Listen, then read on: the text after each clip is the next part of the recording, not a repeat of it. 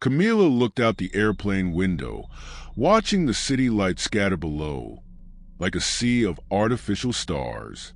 Anxiety tightened her chest as she saw the horizon drawing closer. It was real. She was in the United States, alone, searching for a fresh start, the promises of opportunities, a better life, a future that had seemed so distant back in her hometown, were now within reach. The long, exhausting flight didn't seem to matter anymore. All she wanted was to get started. After months of preparation, she had finally left Brazil behind. The feeling of freedom was a bittersweet mix of excitement and fear of the unknown. The homesickness for her family was already starting to hit. But Camila reminded herself of what she was after: stability, a life that was hers. As much as she feared being alone in such a distant place, she knew there was no turning back. When the plane finally touched down, she took a deep breath, feeling the cold, fresh air. It wasn't the stifling heat of her hometown, but there was something refreshing about this drier climate. The city felt enormous, its wide, orderly streets, its towering buildings seeming to touch the clouds. It was all so different, and that left her in awe. The first week was a marathon of adjustment. Camila found a small apartment and started looking for work. The interviews, though challenging due to the language barrier, were successful. A wealthy family in a distant residential neighborhood was looking for a nanny. The salary was great, and the job description seemed simple enough. Take care of a baby, feed and entertain. Camila, with her experience looking after children back in Brazil, thought it would be an easy task. Finally, on her first day of work, she took the address the family had provided. When she arrived, she was awestruck by the enormous colonial-style house, surrounded by meticulously maintained gardens. It was more than she had imagined. The house looked like it came straight out of a movie, with its stone walls and wide windows. There was a sense of tranquility and elegance in the air, but also a strange calm. The absence of sounds, the deep silence, was something that caught her attention. The door opened before she had a chance to knock. A middle-aged woman, impeccably dressed, appeared at the entrance. Her blonde hair was styled in a neat bun, and her cold, almost distant gaze made Camila feel a twinge of discomfort. "You must be Camila. Come in, please." "I'm Elaine," the woman said with a polite smile, but without warmth. "Let me show you everything you need to know." She led Camila through the house, which was even more impressive on the inside. The polished wooden floors reflected the soft light pouring in through the large windows, and the furniture was all in a classic, refined style. Nothing was out of place. Camila felt like an intruder in this world of perfection, but she tried to push that thought aside. This was her chance. Elaine took her to the baby's room. The space was cozy, but there was something odd about the atmosphere. The crib was in the center of the room, surrounded by stuffed animals that looked very old, and the window, though open, let in a cold breeze. The baby, a boy of about 1 year old, was in the crib. His large brown eyes locked onto Camila the moment she entered the room. The baby's tiny hand slowly lifted, pointing at her as if he knew exactly who she was, even though Camila had never seen the boy before. Elaine smiled and leaned in to pick up the baby, handing him to Camila. She felt the light, soft weight of his body in her arms, and his large, piercing eyes never left hers. "He's calm, but he has a peculiar energy. Take good care of him, Camila. He's been through a lot," Elaine said, her expression serious. Before Camila could ask more about what that meant, the woman stepped back and, without saying anything else, handed her a sheet of paper. "Here are the house rules," Elaine said in a tone that was almost cold. "Please read them carefully and follow them without fail. They're for everyone's well-being." Still holding the baby, Camila looked at the sheet. The words were clearly written. but the content soon left her feeling uneasy. House rules. Never, under any circumstances, leave the baby alone. Avoid asking the baby questions. Never put the baby in the crib after 6 p.m. If the baby starts crying, don't try to calm him with words. Just rock him in your arms. The lights should remain off in the room at night. Never speak about what happens here, not even to outsiders. Camila furrowed her brow, trying to understand what those rules meant. They seemed absurd, even excessive, but she knew she would have to follow the instructions if she wanted to keep her job. She glanced at the baby once again. His gaze was now more intense than ever, and a chill ran down her spine. There was something strange about him, something she couldn't explain. Elaine, without another word, left the room, leaving Camila alone with the baby and the rules. Camila sighed, trying to calm herself. She had work to do, but as she held the baby in her arms, the weight of the rules seemed to grow, making the air in the room feel denser, heavier. She wondered, in a barely audible whisper, who was this baby, and why did the rules feel so urgent? The answer, she would soon find, was closer than she imagined. Camila tried to ignore the growing sense of discomfort. This wasn't the time to let her own fears take over. She still needed to adjust her new job, do her best to ensure her stay, and the last thing she should do was question the rules. She looked at the baby, still in her arms, his eyes locked onto hers, as if waiting for something. Just a few more hours, she thought, gently rocking him. He nestled against her chest, and the feeling of unease seemed to lessen, even though a part of her couldn't fully relax. The rules were etched in her mind, but she tried to push them aside. Deep down, she knew those absurd instructions couldn't be that serious. Maybe they were just the overprotectiveness of a mother who didn't realize she was burdening the nanny with unrealistic demands. She slowly stood up, the baby still in her arms, and walked to the crib to lay him down.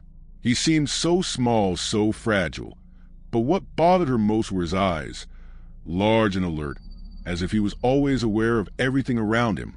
Camila hesitated for a moment, glancing at the clock. It was 5:30 p.m., just before the time indicated in the rules, but she felt an urge to put him in the crib before it was too late. But before she could take a step, she heard the sound of scratching coming from the hallway. The silence that had enveloped the house until then was suddenly interrupted. Camila froze for a second, her heart racing. She turned toward the door, but there was no one there. The house seemed too quiet, if that made sense.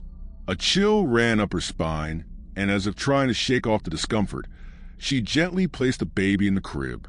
The little one, who had seemed calm until then, suddenly moved, lifting his head and staring directly at her. His eyes were intensely fixed on hers, and for a moment, Camila had the feeling that there was something wrong with that look. It was as if he knew something she didn't yet know, as if he was waiting for her to make a mistake. But the baby did nothing. He simply watched her in silence. Camila immediately froze, her heart skipping a beat. The sound of something falling echoed through the house, and the weight of the silence that followed felt suffocating.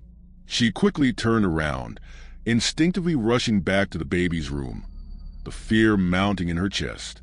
As she approached the door, she hesitated for a split second. Was she being too paranoid? The rules told her never to leave him alone, but this felt different. She had heard something fall. What if he was in trouble? Taking a deep breath, Camila opened the door slowly, trying to calm herself. The room was exactly as she had left it, the baby still lying in his crib, but her gaze was immediately drawn to the small toy car that had fallen to the floor. It had been on the nightstand next to the crib, and now it rested on the ground a few feet away from where it had been placed. She frowned, her pulse quickening. How had it gotten there? She hadn't seen the baby move, but the toy was now lying in the middle of the room as if someone had intentionally knocked it off the table. Camila stepped into the room, her eyes scanning the space more carefully now. There was no other sign of anything out of place. Just the crib, the soft glow of the fading daylight, and that eerie stillness that clung to the air. But as she approached the crib, The baby's eyes were fixed on her once again, deeper, darker than before. She picked up the toy, her hands trembling slightly, and set it back on the nightstand. The baby didn't look away, didn't make a sound. He just watched her. It was as if he were waiting, knowing something that she didn't, his gaze intense and unblinking. The silence in the room was so thick now that it almost felt like it had weight. Camilla couldn't shake the feeling that the house, the baby, everything was closing in on her, pressing her with a force she couldn't escape. And that sinking feeling in her chest, it wasn't going anywhere. Camilla's heart raced. She rushed back down the hallway, quickly climbed the stairs, and entered the room. To her surprise, the baby was lying on his side in the crib, the blanket bunched up underneath him, but he appeared to be in a deep sleep. That's when she noticed something. There was something different about the crib. The stuffed animal that had been next to the baby wasn't where she had left it.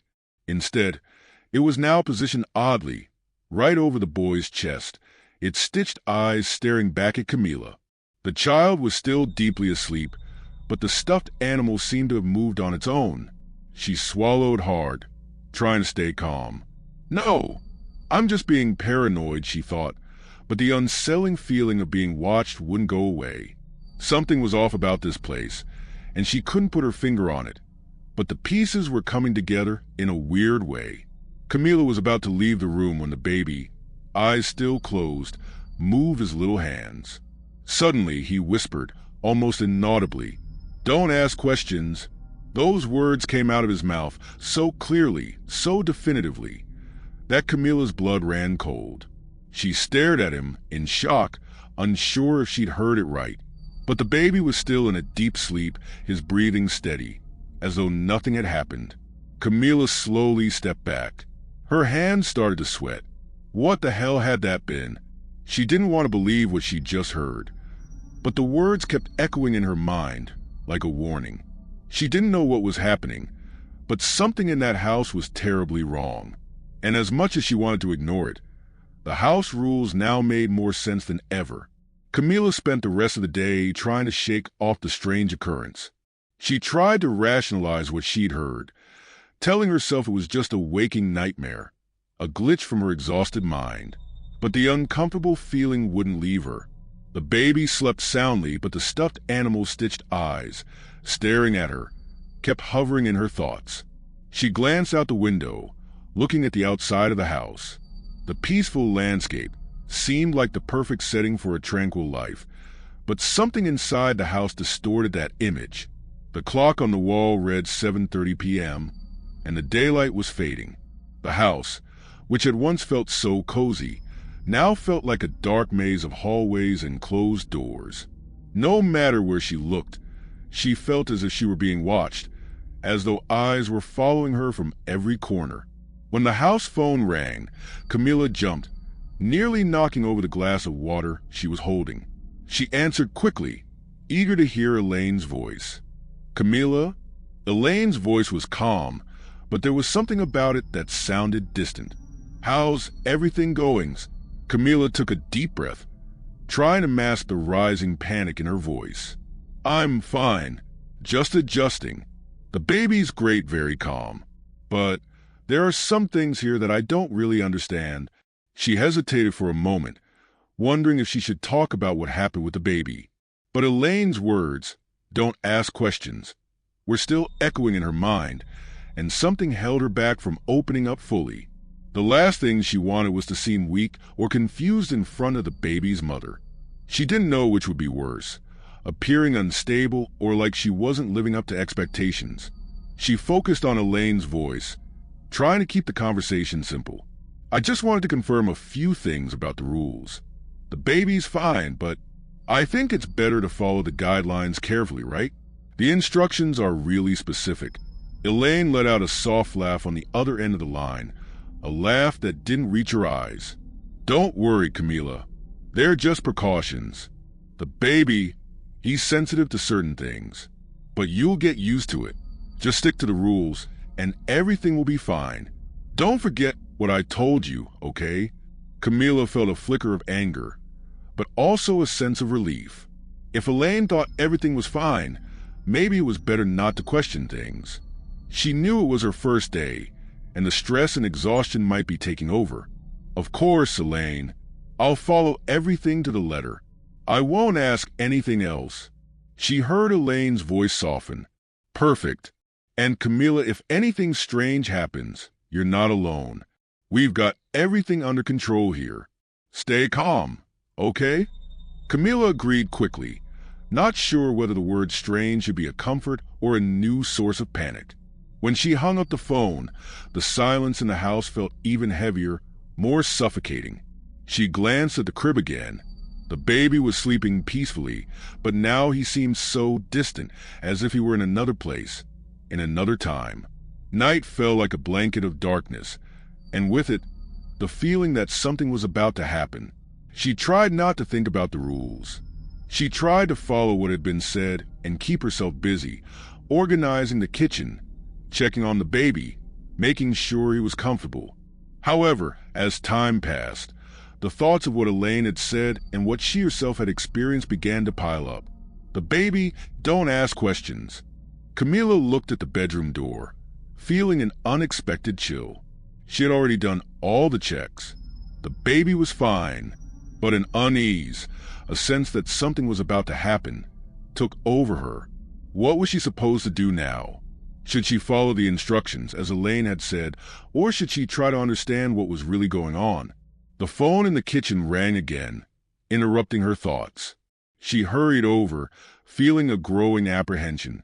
When she answered, Elaine's voice was cold, direct. Camilla, don't touch anything. Don't go into his room after 10 p.m. The rules are clear. You're not ready for this yet. Don't forget to follow the instructions.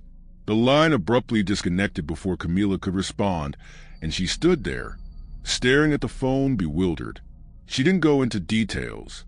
She didn't give explanations. Silence, once again, took over the house. She gave one last glance at the kitchen. Then, she turned and looked down the hallway that led to the baby's room, the chill running down her spine again. Something was wrong, very wrong, but she couldn't question it. She couldn't ask anymore. Camilla knew she was trapped in a game she didn't understand, and the worst part was that the rules weren't there to protect her. Camilla stood frozen in the middle of the room, the phone still in her hand, feeling the cold emptiness of Elaine's conversation pulsing in her mind. Don't go into the room after 10 p.m. The phrase echoed incessantly, as if it were written on the walls of the house, in every shadow that formed in the night. She tried to ignore it, but the feeling that something terrible awaited her inside was undeniable. The rules weren't protecting her. They were confining her. The clock on the wall read 9:45 p.m. Camilla looked at the baby, still sleeping deeply in the crib, immersed in peaceful slumber. The environment around him was calm, but there was something off, something she couldn't quite place. Maybe it was the fact that the house was too silent, as if life were beyond her reach, as if the walls were distanced from reality. She averted her gaze from the baby and slowly rose, walking toward the window. Outside, the garden of the house was still, almost mysterious under the moonlight. The night seemed denser than it usually would. Something didn't fit, but she couldn't understand what it was. Camilla went to the kitchen, trying to find something to do, some way to occupy her mind. She opened the fridge, grabbed a bottle of water, and as she closed the door, her gaze turned toward the hallway. By now, it was 9:50 p.m. She knew the time was drawing near, the moment when she could no longer enter the baby's room. But she still felt an almost compulsive need to check if he was okay. She hesitated, a mix of fear and curiosity consuming her. Don't go into the room after 10 p.m. Those words were becoming an obsession. But why couldn't she? What would happen if she did? Was it part of some kind of test? Or was there something darker behind these rules? The ticking of the clock in the living room broke her thoughts, and she glanced at it. 9:55 p.m. Camilla took a step back, feeling the pressure of time. She looked once more at the baby's room, the door slightly ajar, and her mind raced with questions. But she couldn't do it. She couldn't. The rules were clear. She glanced at the phone, but the line was silent. Elaine's number hadn't appeared again. Camila felt alone, more alone than ever. The fear that something was about to happen overtook her completely. That's when she heard the crying. Soft, low, but unmistakable. The sound of a baby crying. A cry so pure, so desperate, that it made Camila jump forward. She looked at the crib. The baby was still, not moving. The crying came from inside the room, but the baby was right there, unaffected by the sound. Camila's heart started racing. She glanced down the hallway again, and without thinking, she took a step toward the room. The crying grew louder, but when she reached the door, the sound stopped abruptly. Everything fell silent, an eerie stillness. Camila stood there, in front of the closed door, her hands sweaty, her heart pounding in her chest. She tried to open the door slowly, but something made her hesitate. Something was stopping her from going any further. She wiped her forehead, feeling the cold sweat. The rules, she thought. What's going to happen if I disobey? What she didn't know was that, at that moment, a shadow was forming behind her, subtle, but very much present. The crying had stopped, but the feeling of being watched grew stronger. Camila looked behind her, but saw nothing, just the empty hallway. She felt the tension crawl up her spine. Something was wrong, but she didn't know what. The baby's room door was right in front of her now, and she knew she had to make a decision. Go in or not. She turned to the crib one last time, hoping the baby was at peace. But when she looked at him, what she saw made her freeze. His eyes were wide open, fixed on her. Those eyes didn't look human.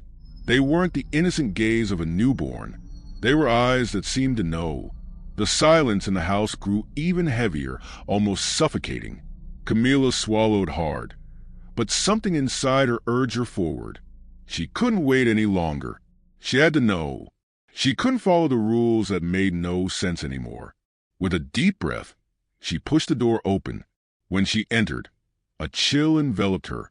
The room was darker than she expected, the dim light from the lamp barely illuminating parts of the space.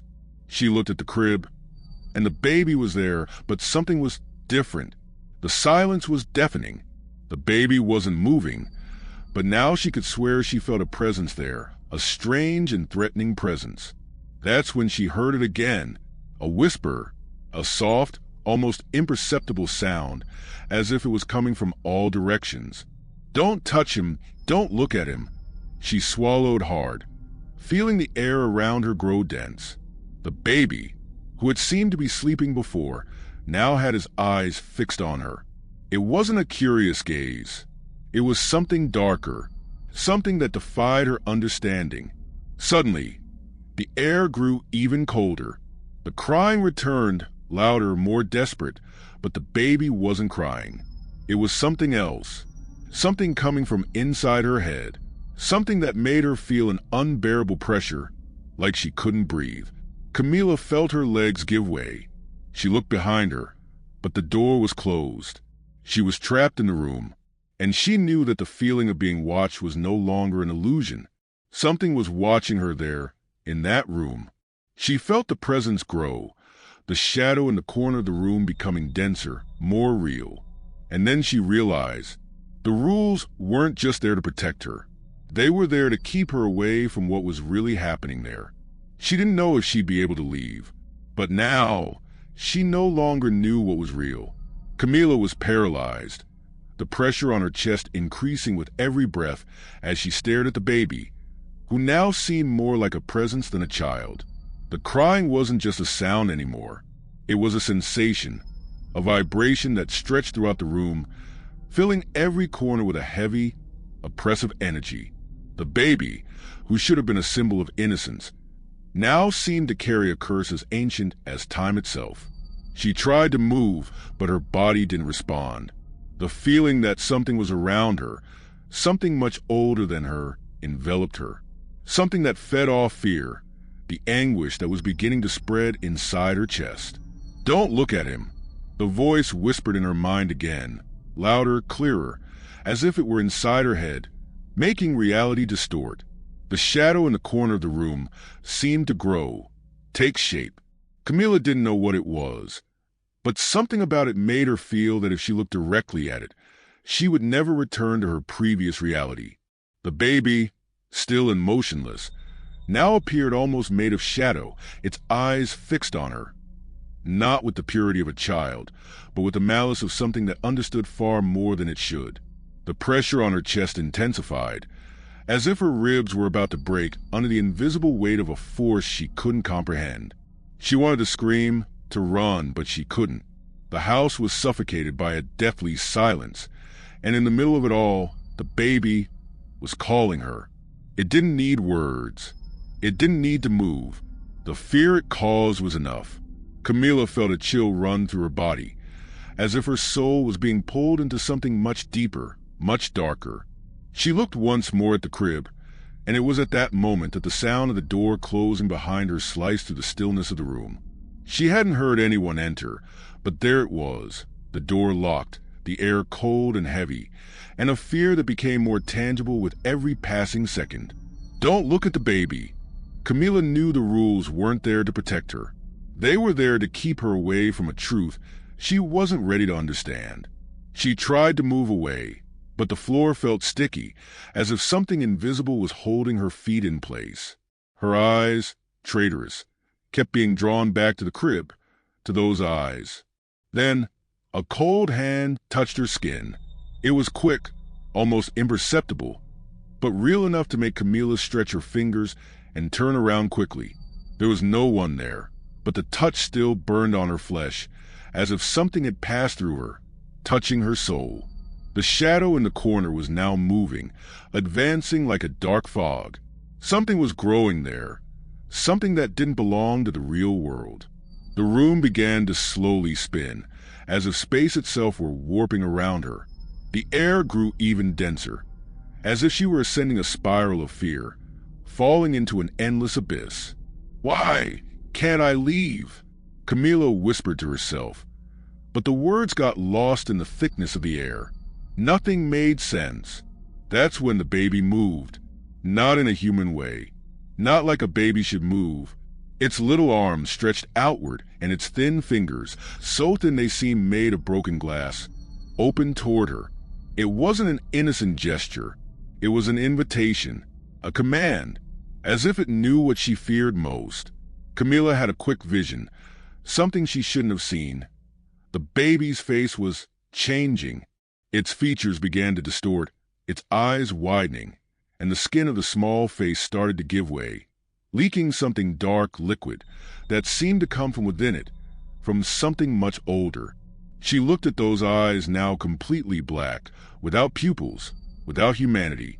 The shadow took shape, a tall, sinister figure, whose edges faded into the air as if there were no body, but just a pulsing emptiness. Something was approaching her, something that had been there all along, waiting for the right moment to take form. And Camilla knew, deep in her being, that this was not a nightmare. It was real. Suddenly, she saw what was on the wall behind her, something she hadn't noticed before. A mirror, but not just any mirror. The glass seemed to have warped, reflecting a distorted image, as if it were overwhelmed by something that the real world should not allow. The reflection of Camilla in it wasn't her. It was something else, a twisted being, with the same eyes as the baby, but even older, crueler. She couldn't bear it. Something inside her snapped, and in a desperate impulse, she turned and ran. But the hallway, which had once seemed familiar, now stretched infinitely. The walls closed in around her, the air growing thicker with each step she took. Her feet felt heavy, as if they were sinking into something invisible and malevolent. She pounded on the door, but nothing happened. The house was alive, and she no longer belonged in it. The rules, the damn rules, now couldn't save her. Whatever was there, waiting for her in the room, was beginning to follow her, and she knew there was no way out anymore. Camilla felt the cold seep into her bones as the hallway ahead stretched endlessly, as if she were trapped in a nightmare where time didn't exist. The entire house was alive, pulsing with an unknown presence, and the feeling of claustrophobia consumed her with every passing second. The air was heavy, as if the space were being compressed around her, making each movement more difficult. She touched the doorknob, but instead of yielding, it felt more solid, as if it were being held by something stronger, something not human. She tried pushing, pulling, but nothing. Panic washed over her again, her eyes filling with desperation, searching for any exit, any path to freedom. That's when she heard it, a soft sound, almost inaudible, coming from the opposite direction, from deep within the house. The whisper, that sweet yet strangely threatening voice, seemed to hum her name, as if it were being called by a force no longer of flesh, but something much deeper and older. Camilla turned toward the sound, her heart pounding faster with every step she took. She reached another door. It was different from the others, simpler, but something about it caught her attention. It was locked. Still, she could feel that something on the other side was watching her. The cold was unbearable, and the house seemed to be in absolute silence, as if time itself had stopped. The voice continued, louder, clearer. "You're never leaving here, never again." She wasn't sure if the voice came from the crib, the wall, or the house itself, but something deep inside her understood that it wasn't a human voice. She was being watched. Something was out there, waiting. Without thinking, Camilla grabbed the door handle. It gave way, and the door creaked open with a chilling sound. She stepped into what seemed to be a small room. Dark, cold. The only light came from a lamp in the corner, casting a faint glow on a rocking chair in the middle of the room. The chair rocked slowly, as if someone were sitting in it. The whisper grew louder. "Come in." She knew she couldn't run anymore. There was nowhere left to go. Every step she took now seemed to pull her deeper into the darkness. The feeling that she had already lost herself, that there was no longer a way back, consumed her. The whisper grew louder, and then the rocking chair stopped. Silence dragged on for a long moment. Camilla felt the presence of something larger, something darker, lying there, waiting for her. A dense energy, heavy with anger, with pain. A cold wind swept through the room. Then she saw it. At the far end of the room, a figure emerged, shrouded in a dark mist. At first, it was just a shape, but soon the silhouette became clearer, and she recognized the distorted face of something she had seen before, the baby, or something that was supposed to be the baby. The image wasn't human, but something far more grotesque. The creature's skin was cracked, as if it were decomposing, and its eyes, now bigger than ever, were completely black, lifeless, soulless. And the mouth stretched into a crooked smile, as if it were feeding on her pain. "You shouldn't be here," the hissing voice said, but it didn't come from the creature. It came from within the house, from the walls, from the ground. Camilla couldn't move anymore. Fear paralyzed her, and the house around her seemed to swallow every piece of her existence. The door she had opened was now completely covered, impenetrable, and the room seemed to shrink with every passing second. The space around her felt like it was compressing, becoming denser, darker. "You're the last," the whisper said, "the last one to be called. And now, it's time for you to become one of us." The creature took a step forward. Its eyes gleamed with a malevolent intensity. Camilla tried to scream, but no sound escaped her mouth. Panic overtook her, and the sensation of being pulled into something vast and deep, consumed her body. She finally understood. She hadn't been called to babysit a baby. She hadn't been called to give love to a child. She had been called to feed something much older and more evil. The house had chosen her. With one last breath, everything went dark. The sound of the baby's crying echoed through the house once more, but now it sounded like a victory chant. And so, Camilla disappeared, like so many before her, becoming part of the house, part of the evil that she couldn't comprehend, until it was her turn to call another victim to take her place. The house's rules weren't meant to protect her. They were meant to trap her. Time in the house didn't seem to pass. Camilla couldn't tell if it had been a dream, a nightmare, or a distorted reality. The feeling that everything happened in an endless cycle consumed her. She no longer knew who she was or what was happening. All she knew was that the house had a life of its own, and now she was part of it. And then, in a moment of absolute silence, she heard a familiar sound. The whisper. It started faint, distant, but soon grew closer, becoming clearer. "It's your turn now." Camilla tried to move, but something was holding her back, as if an invisible force had trapped her. She felt the weight of thousands of eyes on her, as if the entire house was watching, waiting for the right moment to make the next move. Something deep inside her knew that, in the end, the cycle would repeat. The list, the rules. In a desperate act, Camilla tried to resist, to break the invisible chains that kept her there, but her eyes shut involuntarily, as if something had taken control of her body. When she opened them again, the list was right in front of her. It was no longer the same one the employer had handed to her on the first day. Now it was aged, the paper faded and torn at the edges, but the words were clear, written in a handwriting that she felt was hers, as if something inside of her had drawn those letters. She read, unwillingly, but unable to stop. The words were clear and cruel, revealing the true meaning of the rules. The list of rules. Don't make friends. They're the first to be consumed. Don't get involved with the other workers. They're not what they seem. Never, ever go into the room in the back. What lives there never sleeps. The house chooses who must be fed. You have no control. The baby is not what you think. It's not a baby. Never was. For every rule broken, a soul is lost. And you could be next. Never look at the window at dawn. The reflection is older than time itself. The house feeds. And when it's done with you, another will come. Camilla felt the pain consume her body as she read the final words.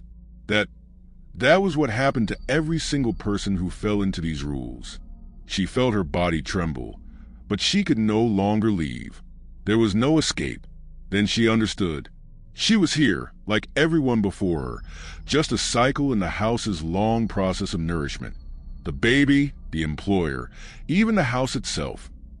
Everything was part of a web of evil, a trap where she had become both the bait and the prey. Everything she had lived through, every step she had taken, was just a path that led her here. She heard the sound of crying again, coming from the other side of the house. It wasn't the baby. It was the scream of another lost soul. It was the soul of someone who, like her, had been lured to this place to fulfill a role they couldn't comprehend. "You have to follow the rules, Camilla," the voice said, now closer. It was a familiar whisper, but now it seemed to come from deep within herself. "Or you'll be consumed like all the others." And the house will never stop calling. With a silent scream, she turned toward the door of the back room. She felt the presence there, like a shadow waiting for her. There was no going back, no more avoiding it.